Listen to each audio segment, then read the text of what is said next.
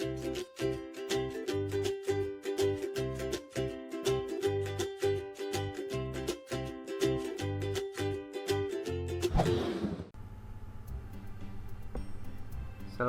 warahmatullahi wabarakatuh. Kembali lagi di RB Channel, Ruang Belajar Channel. Untuk video kali ini kita akan coba membahas mengenai kas dan kas kecil. Ya. Ada pengertian kas, ada contoh kas, ada pengertian kas kecil, tujuan, kegunaan kas kecil, prosedur administrasi kas kecil, dan dokumen penerimaan dan pengeluaran kas kecil. Nah, sebelum kita bahas, jangan lupa diklik tombol subscribe-nya dan juga like-nya. Ya. Mari kita bahas sama-sama. Yang pertama,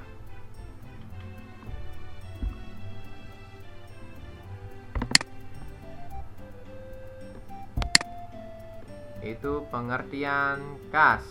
Nah, kas menurut pengertian akuntansi adalah alat pertukaran yang dapat diterima sebagai atau untuk pelunasan hutang dan dapat diterima sebagai setoran ke bank dengan jumlah sebesar nominalnya. Juga simpanan dalam bank atau tempat-tempat lain yang dapat diambil sewaktu-waktu. Ya, jadi kalau kita ambil garis tengahnya, ya, itu kas merupakan alat pertukaran yang dapat diterima untuk pelunasan hutang. Nah, ini perlu digarisbawahi. Untuk pelunasan hutang dan juga sebagai setoran ke bank. Nah, itu adalah kas. Lanjut. Nah, ini contoh dari kas, ya. Jadi kas itu terdiri dari yang pertama uang kertas, uang logam, cek yang belum disetorkan, ada bilet giro, ada traveler check dan kasir cek, dan masih banyak lagi yang lainnya. Ya, ini sekedar contoh saja. Uang kertas adalah uang yang terbuat dari kertas dengan gambar dan cap tertentu dan merupakan alat pembayaran yang sah. Nah, uang kertas ini bahan bakunya berbeda dengan kertas-kertas yang biasanya kita temui, ya. Teksturnya berbeda karena dari jenis pohon yang memang khusus untuk pembuatan uang kertas tersendiri. Nah, ini ada contoh gambar uang 75.000 yang katanya sudah dikeluarkan oleh Bank Indonesia hanya untuk tahun ini saja. Jadi sifatnya adalah limited edition. Masyarakat sekarang berlomba-lomba untuk mendapatkan uang tersebut karena nantinya akan langka. Kemudian ada uang logam, adalah uang yang terbuat dari logam. Biasanya terbuat dari emas atau perak karena kedua logam itu memiliki nilai yang cenderung tinggi dan stabil, ya. Kalau dulu itu ada uang logam itu ada yang Rp50, ada yang Rp25, Rp100. Ya, sekarang sudah ada 1.000, ada 500, ada 200, ya, macam-macam. Nah, dulu itu tahun 90-an itu pernah ada di masyarakat itu berita kalau misalkan pada uang Rp100, ya, yang emas, yang Rp100 yang emas itu memiliki kandungan emas. Makanya banyak sekali masyarakat itu membuat cincin terbuat dari logam uang Rp100 yang emas tadi, ya. Sehingga uang logam yang emas ini sedikit langka, ya, agak langka ini. Jadi tahun pembuatannya itu yang 19 atau 1800 atau 1900-an itu sudah langka sekali sekarang yang Rp100, ya. Seharusnya tidak boleh itu digunakan untuk pembuatan cincin. Dan yang emas ini sekarang sudah ditiadakan. Karena apa? Karena nilainya itu, nilai bahan bakunya itu lebih tinggi dari nominal yang dibuatnya. Makanya pemerintah sekarang meniadakan untuk uang logam yang emas ini, ya, yang terbuat dari emas ini, ya. Ya, tapi emasnya emas campuran ini, bukan emas asli sebenarnya, tapi mungkin tembaga dan yang lainnya, mungkin entah terbuat bahan bakunya terbuat dari apa ini. Kemudian selanjutnya adalah cek yang belum disetorkan, adalah intinya adalah berasal dari investor perusahaan atau biaya pengeluaran perusahaan pada hari itu yang belum diberikan ke bagian keuangan atau belum dicairkan, yang masih berupa cek, belum berupa uang. Jadi intinya adalah ceknya itu belum dicairkan ke bank. Kemudian ada bilet giro atau kita kenal sebagai BG. Mekanisme pembayaran atau pencairan uang yang berlaku pada rekening giro. Nah, ini contohnya dari bilet giro. Kemudian ada traveler's check yang dikenal dengan nama cek wisata atau cek perjalanan. Ya, suatu alat pembayaran yang diterbitkan oleh bank atau badan yang berwenang dalam bentuk pecahan tertentu dan dapat dipindah tangankan kepada orang lain setelah diendos oleh pemiliknya. Jadi cek ini khusus untuk perjalanan, ya, wisata atau travel. Ada kasir cek, adalah cek yang dibuat oleh suatu bank yang merupakan surat perintah dari bank kepada bank itu juga. Nah, jadi surat perintah, ya, intinya kasir cek ini. Jadi dari bank ke bank itu juga. Kasir cek ini melayani berbagai macam transaksi seperti penarikan kredit dan pembayaran. Nah, itu adalah pengertian kas. Sekarang kita masuk kepada kas kecil atau petty cash.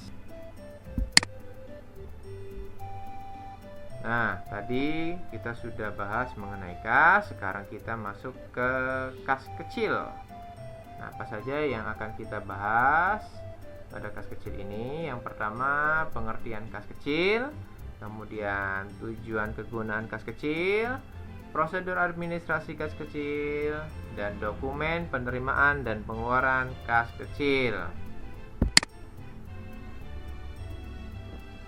Nah, ini pengertian dari kas kecil atau petty cash adalah uang kas yang disediakan untuk membayar pengeluaran-pengeluaran yang jumlahnya relatif kecil dan tidak ekonomis bila dibayarkan dengan cek. Ya, jadi uang kas kecil ini atau kas kecil ini disediakan untuk pembayaran-pembayaran yang jumlahnya atau nominalnya ini relatif kecil.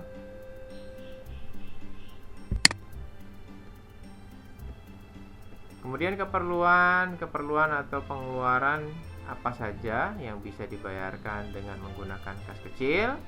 Yang pertama ada untuk pembelian konsumsi tamu, pembelian peralatan kantor, pembelian pembersih ruangan, untuk transport perjalanan dinas juga bisa, pembelian P3K, membayar SPD atau WiFi, sumbangan, ya, untuk sumbangan bisa untuk membeli bensin, membeli perangko, kemudian membeli nota kontrak, membeli kertas, servis, transport, membeli tinta, membeli koran, membeli majalah untuk perawatan mesin kantor, sumbangan duka cita, biaya iklan, dan membeli pengharum ruangan dan sebagainya, ya.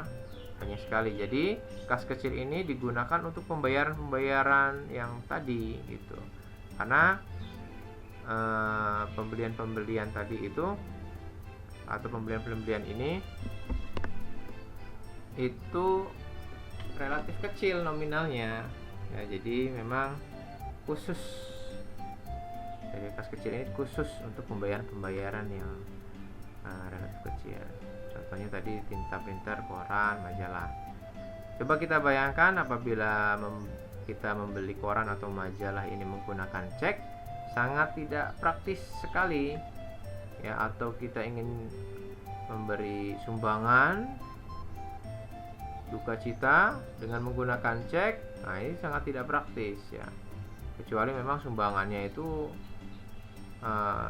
jutaan rupiah ya, sampai miliaran rupiah atau triliunan, nah itu bisa mungkin menggunakan cek. Tapi kalau misalkan hanya ratusan ribu ya, itu cukup menggunakan kas kecil saja.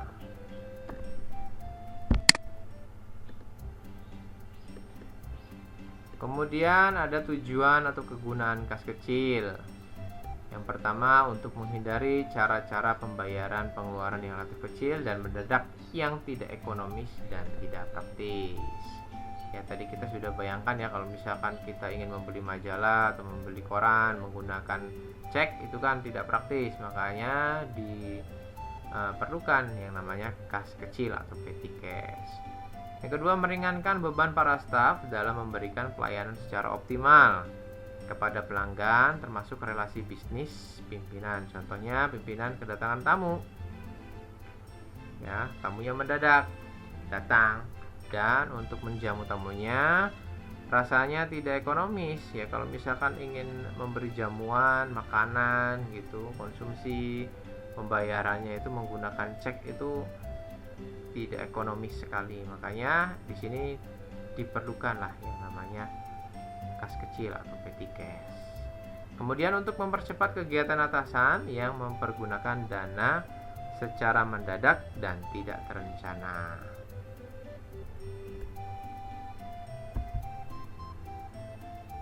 Kemudian di sini ada kas kecil memiliki karakteristiknya. Ini karakteristik dari petty cash. Yang pertama, pengeluaran kas kecil biasanya sudah ditentukan batas maksimum di setiap terjadi pengeluaran. Jadi kalau misalkan dalam pembentukan dana kas kecil juga ada ketentuannya ya, dan sudah ditentukan batas maksimum pengeluaran kas kecil itu sesuai dengan keperluan perusahaan. Kemudian pengeluaran kas kecil tidak diperbolehkan untuk pemberian pinjaman para staf atau karyawan. Ya, kita bayangkan kalau misalkan kas kecil ini diberikan untuk pemberian pinjaman kepada para karyawan atau staf, ya dana kas kecilnya akan habis. Dan ketika nanti diperlukan perusahaan memerlukan kas kecil, tidak ada dananya. Nah, itu sangat merugikan perusahaan. Maka dana kas kecil tidak diperbolehkan untuk pemberian pinjaman. Kemudian yang ketiga, bukti pengeluaran kas atau BPK ya, bukti pengeluaran kas kecil harus ditandatangani oleh pemegang dana kas kecil ya. Jadi BPKK yang harus ditandatangani. Jadi setiap adanya pengeluaran dana kas kecil, pemegang dana kas kecil itu harus tahu ya, harus tahu. Jadi pengguna dana kas kecilnya harus minta izin dulu sama pemegang dana kas kecil apabila ingin menggunakan dana kas kecil. Bila ada bukti-bukti pembayaran seperti kwitansi, faktur, atau bukti pendukung lainnya, harus dilampirkan pada bukti pengeluaran kas. Ya, jadi setelah menggunakan dana kas kecil, tentunya kita memiliki bukti pembayaran. Ada kwitansi, ada faktur, struk, dan lain sebagainya. Nah, itu yang akan menjadi lampiran ya, bukti kalau misalkan dana kas kecilnya itu digunakan secara tepat ya, sebagai pertanggungjawaban dan lain sebagainya. Nah, kemudian selanjutnya ada prosedur pengelolaan dana kas kecil. Nah, jadi prosedur pengelolaan dana kas kecil ini ada 4 ya, terdiri dari 4. Yang pertama ada prosedur pembentukan dana kas kecil, ada prosedur pengeluaran dana kas kecil, prosedur penggantian atau pengisian kembali dana kas kecil apabila dana kas kecilnya habis.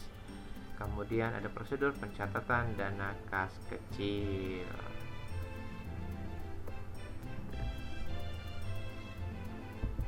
Selanjutnya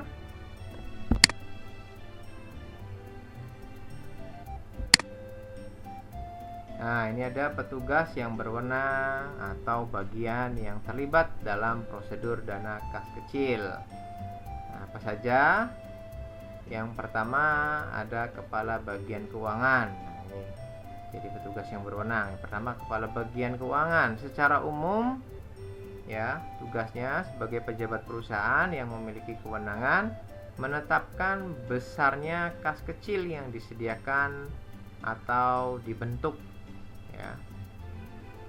Kemudian ada bagian hutang. Secara umum tugasnya membuat bukti pengeluaran kas atau BPK berdasarkan surat keputusan kepala bagian keuangan ya, berdasarkan SK kepala bagian keuangan pada saat pembentukan dana kas kecil dan juga pada saat pengisian kembali dana kas kecil berdasarkan laporan penggunaan dana kas kecil.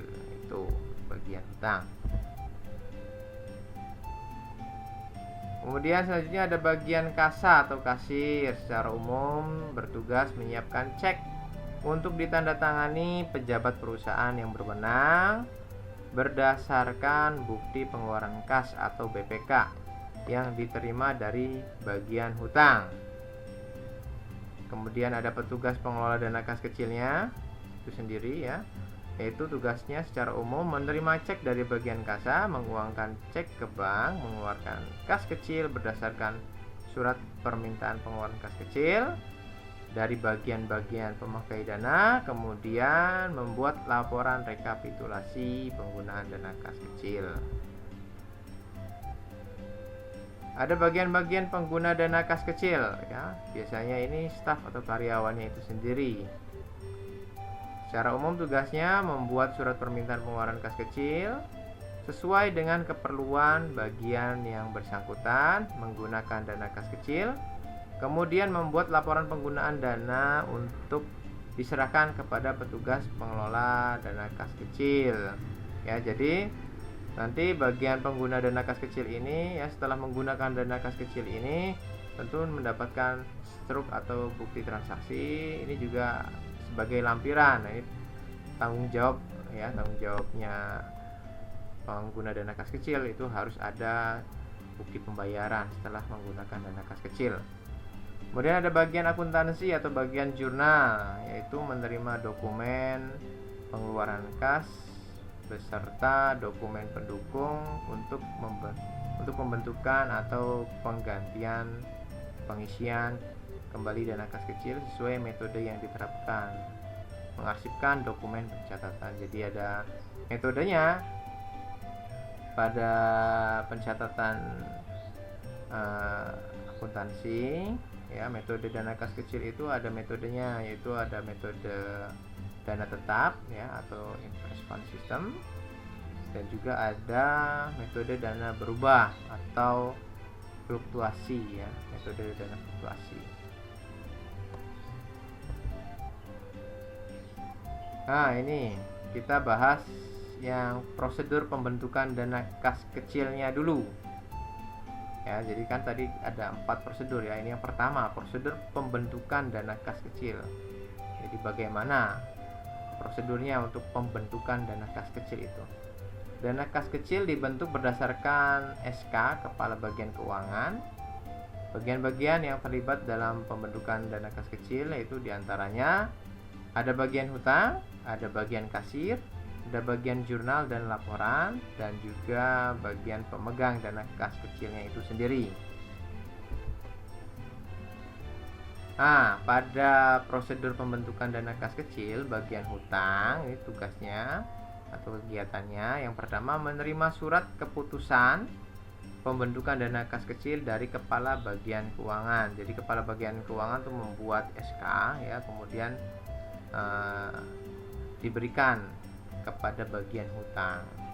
Kemudian membuat bukti pengeluaran kas atau BPK minimal rangkap 3. Lembar 1 dan 3 diserahkan kepada bagian kasir dengan dilampiri surat keputusan pembentukan dana kas kecil. Lembar kedua diserahkan kepada bagian buku pembantu yang terkait, misalnya bagian kartu biaya dan kartu persediaan. ya untuk diarsipkan. Kemudian mencatat bukti pengeluaran kas dalam daftar bukti kas keluar ya, yang belum dibayar. Penerima bukti pengeluaran kas lembar 1 yang telah dicap lunas dan dari bagian kasir ya, ini dari bagian kasir. Dari bagian kasir dilampiri surat keputusan pembentukan dana kas kecil.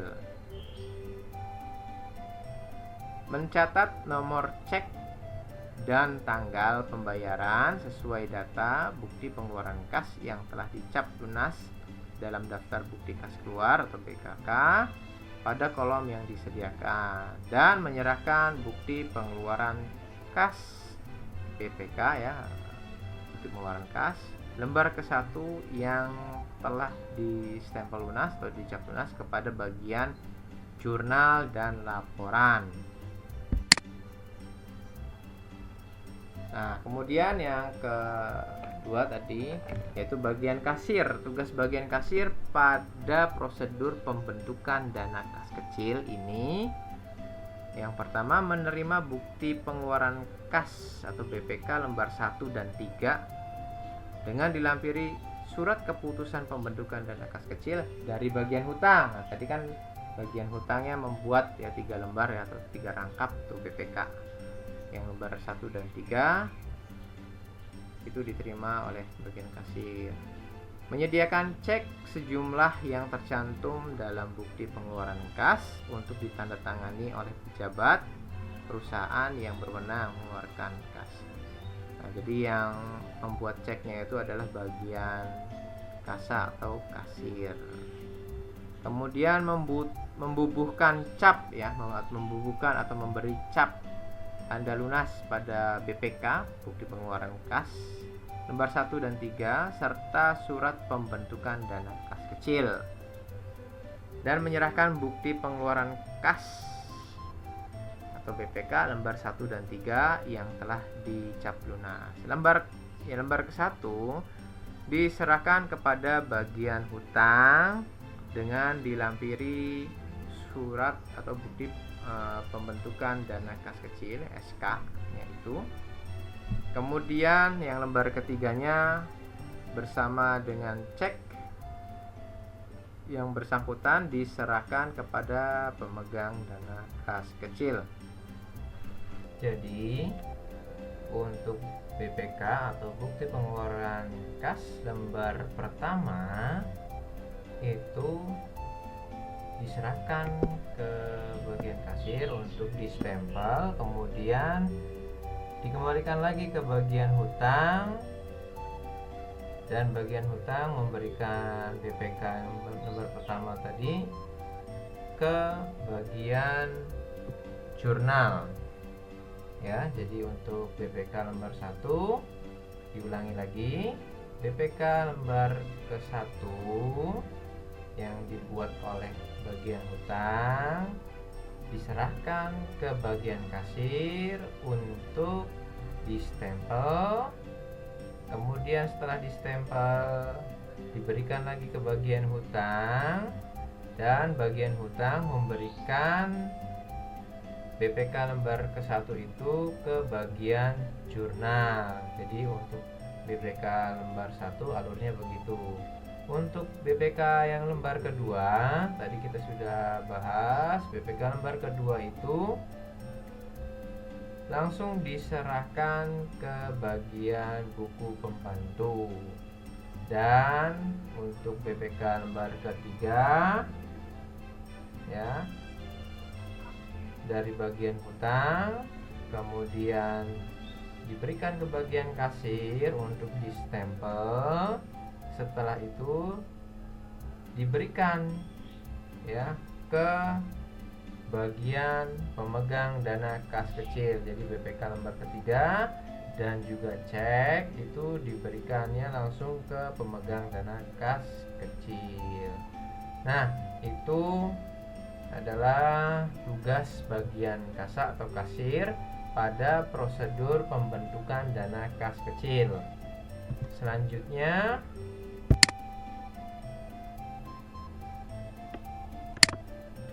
ada bagian jurnal dan laporan. Nah, kegiatan bagian jurnal dan laporan yaitu menerima bukti pengeluaran kas atau BPK lembar yang ke-1 yang tadi ya, yang telah dicap lunas oleh bagian kasa atau kasir, dilampiri surat pembentukan dana kas kecil dari bagian hutang. Kemudian mencatat bukti pengeluaran kas atau BPK dalam buku jurnal pengeluaran kas. Nah, jadi BPK yang sudah diterima tadi dicatat ke dalam jurnal pengeluaran kas. Kemudian mengarsipkan bukti pengeluaran kas atau BPK yang tadi bersama SK-nya atau surat pembentukan, surat keputusan pembentukan dana kas kecil dalam map arsip bukti pengeluaran kas yang sudah dibayar. Nah, itu tugas dari bagian jurnal dan laporan pada prosedur pembentukan dana kas kecil. Kemudian tugas dari pemegang dana kas kecilnya itu sendiri pada prosedur pembentukan dana kas kecil ya, yaitu kegiatannya menerima cek dan bukti pengeluaran kas lembar ketiga dari bagian kasir. Yang kedua, mengeluarkan cek atau mencairkan cek ke bank, menguangkan ya, maksudnya ini menguangkan cek ke bank dan menyimpan dana kas kecil ke dalam brankas. Yang ketiga, mengarsipkan bukti pengeluaran kas atau BPK berdasarkan urutan tanggalnya. Nah, itu adalah tugas alur dari prosedur pembentukan dana kas kecil serta tugas-tugas yang berwenang ya, yang berwenang pada prosedur pembentukan dana kas kecil. Selanjutnya yang kedua ada prosedur pengeluaran dana kas kecil. Nah, pada prosedur pengeluaran dana kas kecil, formulir yang digunakan untuk pengeluaran dana kas kecil ini, pengeluaran dana kas kecil ya, ini banyak tipenya, maaf ya, terdiri atas yang pertama formulir permintaan pengeluaran dana kas kecil, yang kedua bukti pengeluaran kas kecil. Nanti kita akan lihat dokumen-dokumennya, nanti kita juga bahas itu. Berikut ini adalah pihak-pihak yang terlibat dalam pengeluaran dana kas kecil ya, dalam prosedur pengeluaran dana kas kecil. Yang pertama ada pengguna dana kas kecil, itu biasanya adalah staf ya atau karyawannya itu sendiri. Kemudian yang kedua adalah pemegang dana kas kecilnya itu sendiri. Nah, pada prosedur pengeluaran dana kas kecil, tugas atau kegiatan dari pemakai dana atau pengguna dana kas kecil itu sendiri adalah yang pertama, mengisi formulir surat permintaan pengeluaran dana kas kecil ya, SPPK ya, SPPKK, surat permintaan pengeluaran dana kas kecil sebanyak 2 lembar untuk selanjutnya diserahkan kepada pemegang dana kas kecil. Kemudian yang kedua, menerima uang tunai dan surat permintaan pengeluaran dana kas kecil lembar pertama dari pemegang dana kas kecil, mengumpulkan bukti-bukti penggunaan dana kas kecil untuk dijadikan pendukung ya, dijadikan pendukung bukti pengeluaran dana kas kecil. Selanjutnya mengisi formulir bukti pengeluaran kas kecil berdasarkan data bukti pendukung, menyerahkan bukti pengeluaran kas kecil, bukti-bukti pendukung dan surat permintaan pengeluaran dana kas kecil lembar pertama kepada pemegang dana kas kecil untuk ditukar dengan surat permintaan pengeluaran dana kas kecil lembar kedua, dan menerima surat permintaan pengeluaran dana kas kecil lembar kedua yang telah cap lunas dari pemegang dana kas kecil untuk diarsipkan.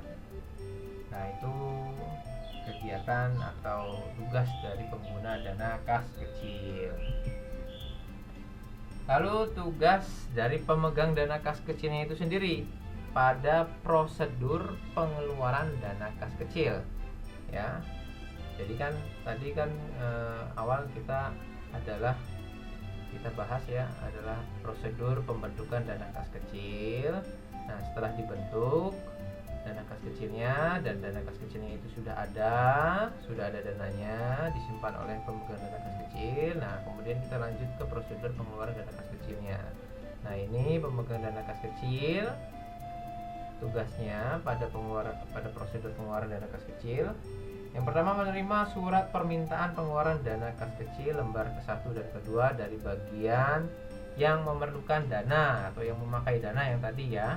Kemudian menyerahkan uang tunai dan surat permintaan pengeluaran dana kas kecil lembar ke-1 kepada pemakai dana kas kecil. Jadi setelah tadi kan surat permintaan pengeluaran dana kas kecilnya itu kan sudah dibuat oleh pengguna dana kas kecil, kemudian diserahkan kepada pemegang dana kas kecil.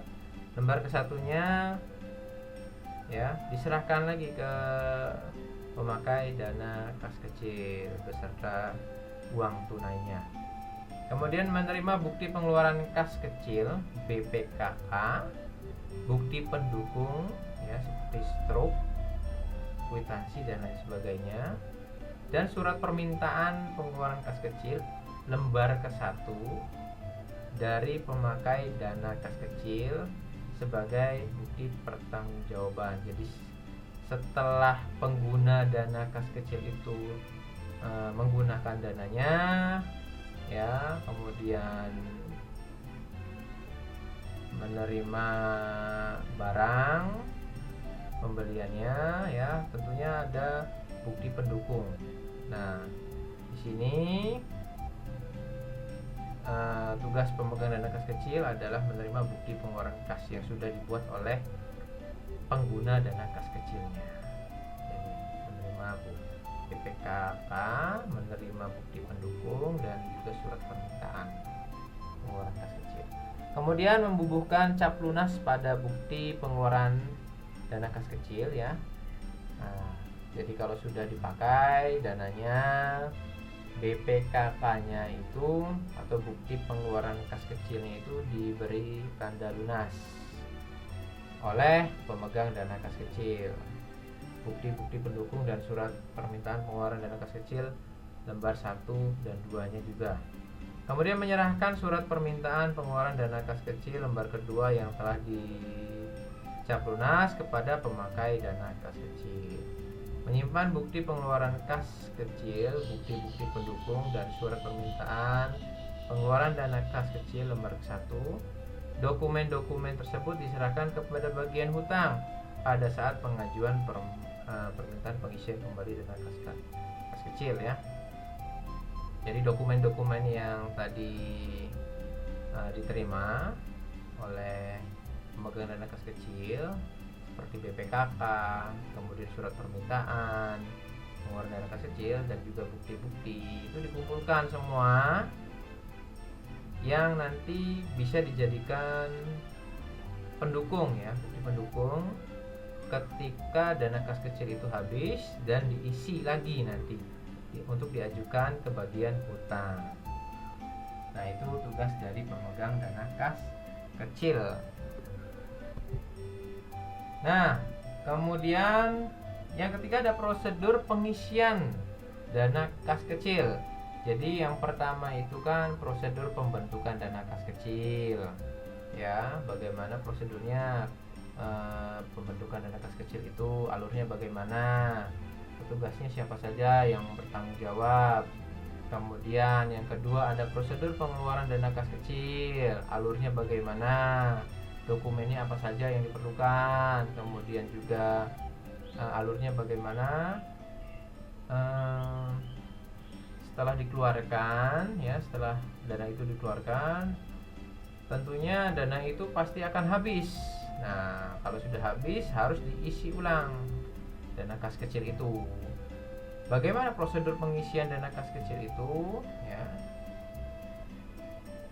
Pengisian kembali dana kas kecil dilakukan apabila sisa dana kas kecil dipandang tidak akan cukup untuk memenuhi permintaan bagian-bagian kembali dana kas kecil ya.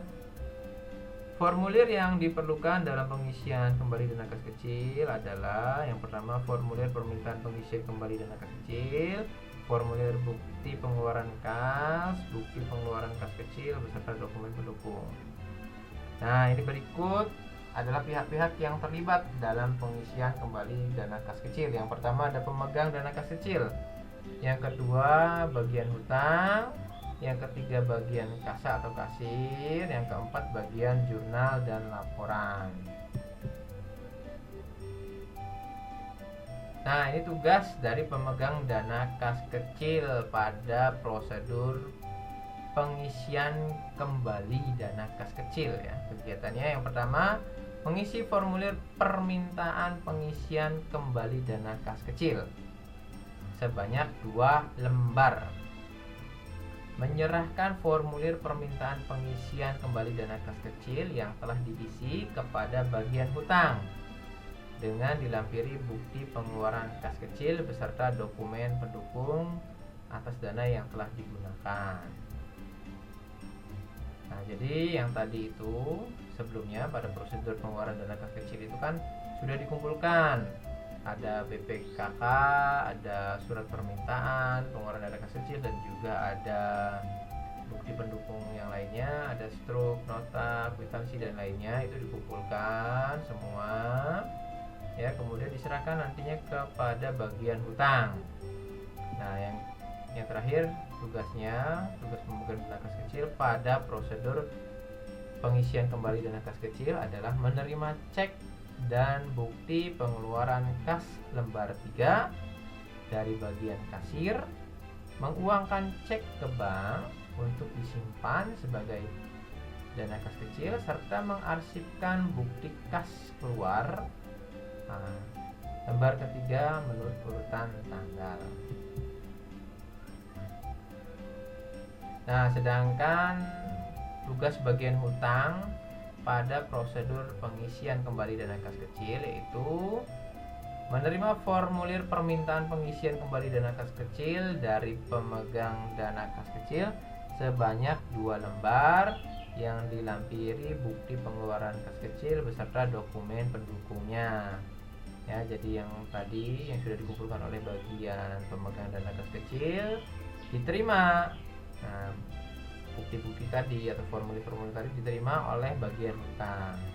Kemudian membuat bukti pengeluaran kas sebanyak 3 lembar, mencatat bukti pengeluaran kas dalam daftar bukti pengeluaran kas, mendistribusikan bukti pengeluaran kas atau BPK itu lembar ke-1 dan 3 diserahkan kepada bagian kasa atau kasir dilampiri dengan surat permintaan pengisian kembali dana kas kecil, lembar kedua dan dokumen pendukungnya. Lembar kedua diserahkan kepada bagian buku pembantu dilampiri formulir permintaan pengisian kembali dana kas kecil, lembar 1 untuk dicatat dalam kartu yang bersangkutan. Menerima bukti pengeluaran kas lembar 1 yang telah dicap lunas dari bagian kasir dilampiri formulir permintaan pengisian kembali dana kas kecil, lembar kedua beserta dokumen pendukungnya. Mencatat nomor cek dan tanggal pembayaran sesuai dengan data bukti pengeluaran kas dalam daftar bukti pengeluaran kas. Menyerahkan bukti pengeluaran kas lembar 1, formulir permintaan pengisian kembali dana kas kecil lembar 2 beserta dokumen pendukung kepada bagian jurnal dan laporan. Nah, ini alurnya tidak beda jauh sebenarnya dengan prosedur pembentukan dana kas kecil. Tugas-tugas bagian hutang itu ya seperti itu, membuat BPK. Kemudian cuma bedanya di sini pada prosedur pengisian kembali dana kas kecil ada formulir permintaan pengisian kembali dana kas kecil ya, dan juga ada mengumpulkan atau menerima bukti-bukti transaksi ya, bukti-bukti penggunaan dana kas kecil dari bagian pemegang dana kas kecil yang tadi. Nah, bedanya cuma itu saja. Lalu tugas dari bagian kasir juga tidak beda jauh dari prosedur pembentukan dana kas kecil ya. Nah, ini jadi tugas bagian kasir pada prosedur pengisian kembali dana kas kecil. Yang pertama, menerima bukti pengeluaran kas atau BPK lembar 1 dan 3 dari bagian hutang dilampiri dengan formulir permintaan pengisian kembali dana kas kecil. Lembar 2 dan dokumen pendukungnya. Nah, ini bedanya, ada formulir permintaan pengisian kembali dana kas kecil. Kemudian menyediakan cek sebesar jumlah yang menyediakan cek sebesar jumlah yang tertulis dalam bukti pengeluaran kas untuk ditandatangani pejabat perusahaan yang berwenang. Menyerahkan cek dan bukti pengeluaran kas lembar 3 yang telah distempel lunas atau dicap lunas kepada pemegang dana kas kecil. Menyerahkan bukti pengeluaran kas lembar 1 yang telah dicap lunas dan formulir permintaan pengisian kembali kas kecil lembar kedua beserta dokumen pendukungnya pada bagian hutang. Nah, ini bagian jurnal dan laporan. Menerima bukti pengeluaran kas lembar 1, formulir penerimaan pengisian kembali dana kas kecil lembar kedua beserta dokumen pendukungnya kepada bagian jurnal dan laporan. Mencatat bukti pengeluaran kas dalam buku jurnal pengeluaran kas atau cek register. Mengarsipkan bukti pengeluaran kas lembar 1, surat permintaan pengisian kembali dana kas kecil lembar 2 beserta dokumen pendukungnya dalam arsip bukti pengeluaran kas yang sudah dibayar. Itu tugas dari bagian jurnal dan laporan pada prosedur pengisian kembali dana kas kecil. Tapi secara umum memang tugas bagian jurnal adalah seperti tadi yang sudah disebutkan ya. Nah, kemudian peralatan apa saja yang dibutuhkan untuk pengelolaan dana kas kecil? Yang pertama ada cek, kemudian ada bukti transaksi pembelian seperti nota, kwitansi, faktur, struk, dan lain sebagainya. Kemudian ada bukti pengeluaran dana kas kecil atau BPKK, ada formulir pengajuan dana kas kecil, ada bukti penerimaan dana kas kecil, petty cash voucher, laporan penggunaan dana kas kecil, alat tulis, kalkulator, komputer, laptop, printer, berangkas, dan lain-lain sebagainya. Nah, sekarang kita masuk ke dokumen penerimaan dan pengeluaran dana kas kecil. Ya, jadi dokumen apa saja yang diperlukan pada prosedur pengelolaan dana kas kecil. Nanti kita bisa amati ya pada prosedur pembentukan dana kas kecil, dokumennya apa saja yang diperlukan. Pada prosedur pengeluaran dana kas kecil apa saja yang dibutuhkan. Tadi kita sudah sebutkan semua sebenarnya. Hanya ini agar kita tahu ya, agar kita semua tahu dokumennya seperti apa sih gitu, yang diperlukan. Yang pertama ada bukti kas keluar atau BKK. Yang kedua ada cek. Yang ketiga ada permintaan pengeluaran kas kecil atau PPKK. Yang keempat ada bukti pengeluaran kas kecil atau BPKK. Kemudian ada permintaan pengisian kembali dana kas kecil. Nah, ini PPKK ini ada di prosedur pengisian kembali dana kas kecil. Ya, dokumennya. Ada petty cash voucher. Nah, petty cash voucher ini nanti kita akan bahas ya apa itu. Kemudian ada, nah ini kalau bagian jurnal atau bagian catatan akuntansi yang diperlukan itu adalah jurnal pengeluaran kas atau cash payment journal, ada daftar cek, ada jurnal laporan pengeluaran dana kas kecil atau petty cash book. Nah, pertama ada bukti kas keluar atau BKK. Ini contoh format dari BKK ya, bukti kas keluar. Nah, dokumen ini diperlukan pada saat pembentukan dan pengisian dana kas kecil. Nah, bukti kas keluar ini berfungsi sebagai perintah pengeluaran kas dari fungsi akuntansi kepada fungsi kas besar yang tercantum dalam dokumen tersebut. Dokumen ini dalam kaitannya dengan kas pengelolaan kas kecil biasanya diperlukan pada transaksi pembentukan dana kas kecil dan juga pada saat pengisian kembali dana kas kecil. Ini yang namanya BKK atau bukti kas keluar. Kemudian ada cek ya. Nah, kalau cek kita sudah tahu ya tadi di awal ya, cek itu seperti apa. Contohnya, ini contoh dari cek. Kemudian ada permintaan pengeluaran kas kecil atau PPKK. Nah, ini adalah contoh formatnya.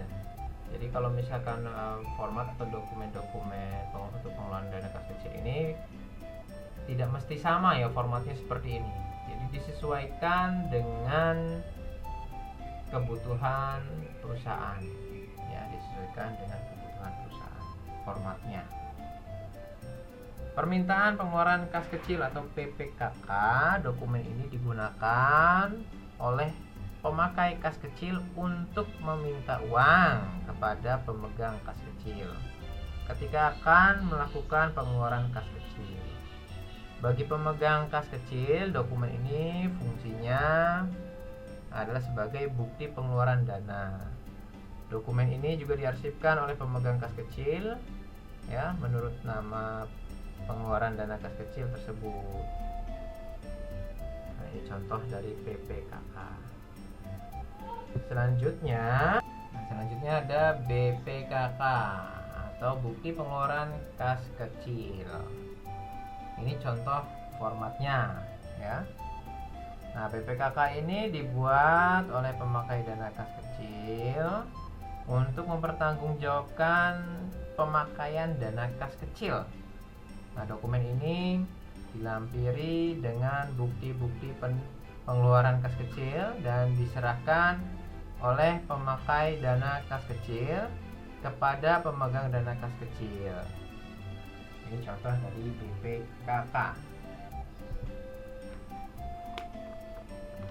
Selanjutnya ada PPKKK atau permintaan pengisian kembali dana kas kecil. Ini format permintaan pengisian kembali dana kas kecil. Ya, ini contoh formatnya seperti ini. Nah, apabila dana kas kecilnya itu sudah habis, maka dana kas kecil itu perlu diisi ulang. Nah, untuk pengisian kembali dana kas kecil itu harus mengisi format permintaan pengisian kembali dana kas kecil atau PPKKK. Nah, pemegang dana kas kecil mengajukan dokumen ini kepada kasir. Mekanismenya selanjutnya pada saat pembentukan dana kas kecil. Jadi mekanismenya ya hampir sama seperti pembentukan dana kas kecil. Ya, hanya ini perbedaannya kalau ketika pembentukan dana kas kecil itu tidak ada permintaan pengisian kembali dana kas kecil. Nah, untuk formulir ini adanya pada saat prosedur pengisian kembali dana kas kecil. Ini contoh formatnya. Nah, kemudian ada dokumen pendukung yang lainnya, ada petty cash voucher. Nah, ini contoh dari petty cash voucher. Nah, petty cash voucher ini biasanya digunakan sebagai pengganti ya, pengganti bukti transaksi, sebagai pengganti bukti transaksi penggunaan dana kas kecil. Pengganti dari bukti transaksinya itu adalah petty cash voucher apabila tidak ada bukti transaksi. Ini contoh dari petty cash voucher. Kemudian Kemudian ada jurnal pengeluaran kas atau cash payment journal. Ya. Ini contoh formatnya. Dalam kegiatan penerimaan dan pengeluaran kas kecil terdapat beberapa catatan akuntansi yang dapat digunakan. Nah, salah satunya adalah jurnal pengeluaran kas kecil ini. Nah, jurnal pengeluaran kas ini atau cash payment journal ini digunakan untuk mencatat pengeluaran kas dalam pembentukan dana kas kecil. Jadi kalau jurnal pengeluaran kas ini kan khusus untuk pengeluaran kas perusahaan, bukan kas kecil ya, tapi untuk pengeluaran kas perusahaan. Salah satunya ya untuk mencatat pengeluaran pembentukan dana kas kecil dan juga pengisian kembali dana kas kecil.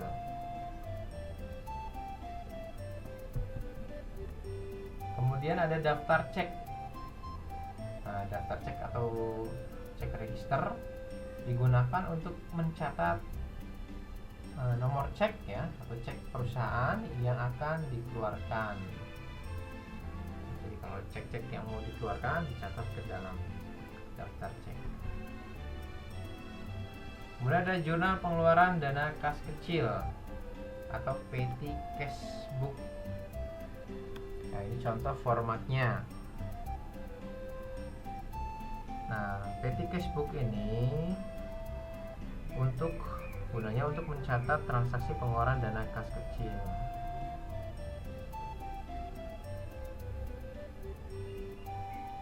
Ini contoh dari jurnal pengeluaran dana kas kecil formatnya ya. Terima kasih ya. Sekian dulu penjelasan mengenai kas dan kas kecil. Mudah-mudahan bermanfaat untuk kita semua. Ya, apabila ada kesalahan dalam penjelasan, mohon dimaafkan. Mohon dimaklumi karena tidak ada orang yang sempurna. Terima kasih sekali lagi. Kita tunggu video selanjutnya hanya di RB Channel. Jangan lupa diklik subscribe dan juga like-nya. Wassalamualaikum warahmatullahi wabarakatuh.